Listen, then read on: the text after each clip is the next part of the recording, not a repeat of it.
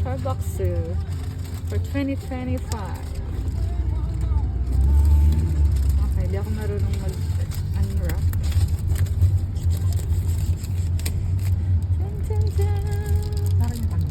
Thank you so much, Ma'am Belle, Sir Henry, the Ate Ben. Oh my God. Wow. It's wrapped then. Wow. It's so pretty. It's the ano. Oh, wow. Oh, mukha siya. Ba!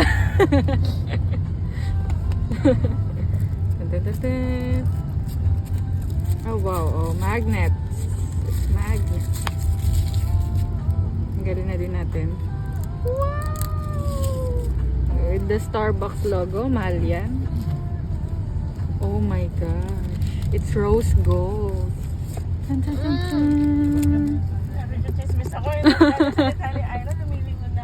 It's rose gold.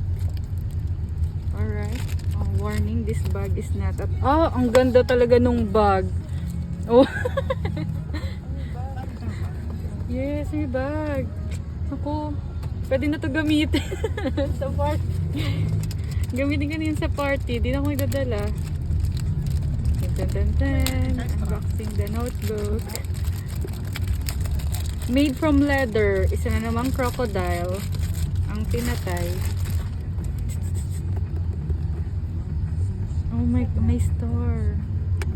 So pretty. Ay, sorry. Oh no. Tatanggal yung star.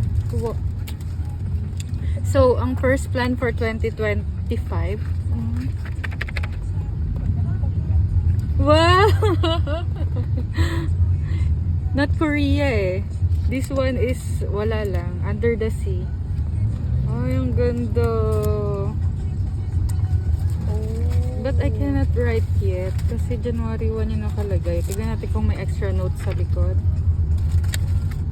Because dapat meron yun. Wait, tanggalin din natin yung pen. Kasi naka-plastic pa siya. Oh, so. Ayun, may note sa likod. Kaso ang konti. Ayan, masusulatan na agad siya for today's video. Alright, sample tayo sa rose gold na pen.